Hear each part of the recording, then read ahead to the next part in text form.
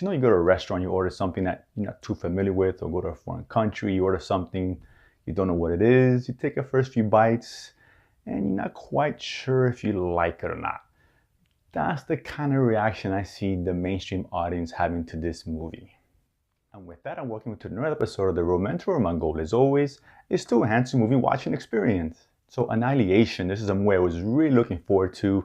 I like a good sci-fi movie as much as the next guy, but the main reason is because of the writer-director Alex Garland, who did his debut in a movie called Ex Machina back in 2015, a movie which I absolutely loved. It was brilliant filmmaking, so I was hoping he can follow that up or come close to what he achieved in that particular movie. Now, Garland brought back Oscar Isaac, who he had in Ex Machina, but he also gives us Natalie Portman here as the main lead role. And Natalie Portman, when she's dialed in, she's fantastic. And she can sometimes fall asleep at the wheel, but fortunately here she doesn't. She's totally dialed in. She gives a great performance. She plays an ex-military. She's a biologist now who, and I won't give too much away here. It's best see this movie with as little information as possible, but she teams up with other scientists played by Jennifer Jason Leigh and Tessa Thompson, who we just saw in Thor Ragnarok. And they're part of this, everyone has their own specialty as far as physics, linguistics, or psychology. And they are tasked to enter this phenomenon, something that's called the shimmer. And basically it's something unknown. It's almost in this area that the military has so creatively deemed as Area X. And it's almost like this bubble that's growing in diameter, and they fear eventually it's going to keep growing and consume the planet.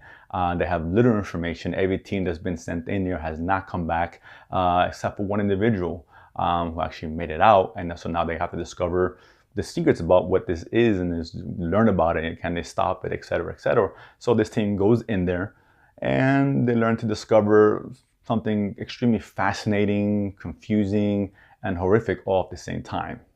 Now, I, for one, really liked this movie. I didn't love it, but I really liked it. It's a fascinating movie, and Garland does a great job of balancing out of these narrators in here and subtext in. This isn't just a typical sci-fi movie. If you're going to go in expecting aliens and shoot 'em ups, this is not the movie for you. And I can tell you already that this movie is not for everybody. Most people, audiences, may not even like it. They may not respond to it. They may not know exactly what they've seen. And that's kind of what I actually liked about this movie. Now, for the first two acts, I think most audiences are going to be dialed in here.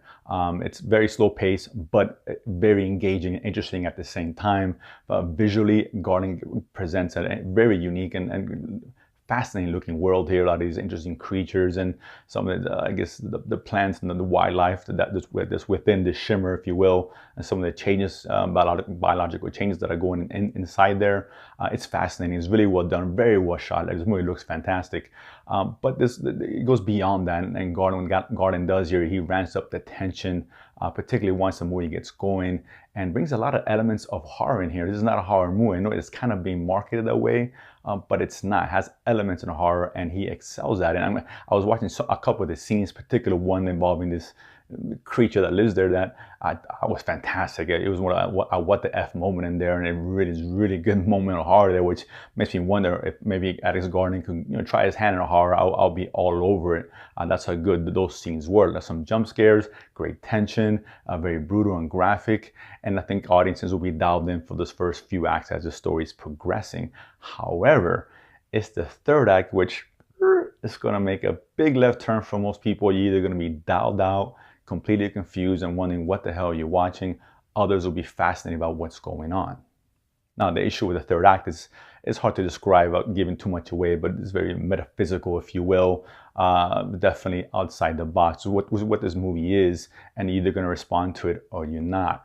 One of the issues that people are going to have is, if you're one of those people who like to have all the answers to everything and want to know exactly what happened, and you want this, given to you in a silver platter, if you will, you're not going to enjoy this movie, because this movie leaves a lot of things unanswered. And leaves a lot for interpretation, which and I applaud Garland for going this route.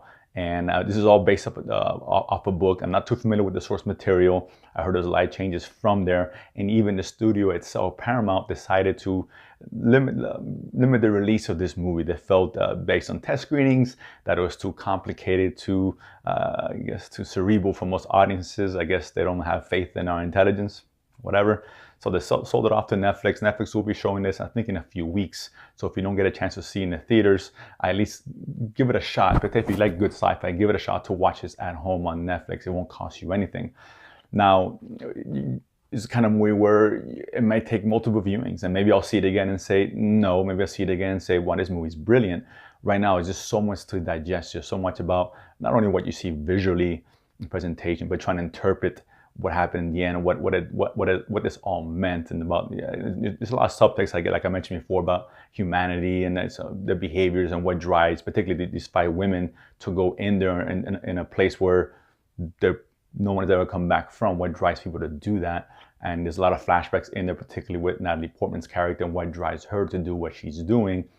But it just explores a lot of things about, humanity, the human condition, what it is to be human, what is and what isn't human.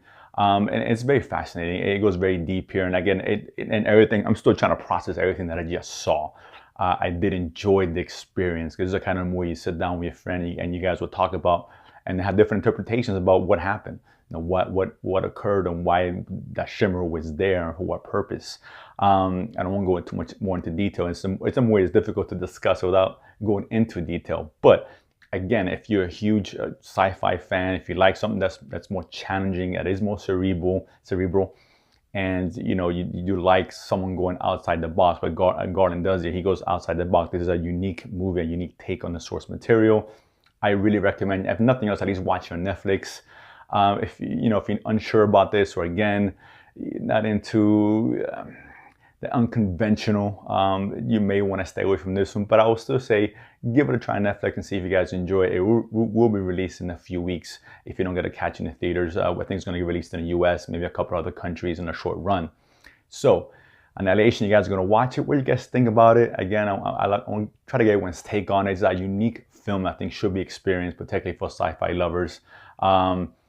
Let me know, comment below as always. And of course, if you haven't done so already, subscribe below and feed money to go to the movies and talk about it afterwards. See you guys next time.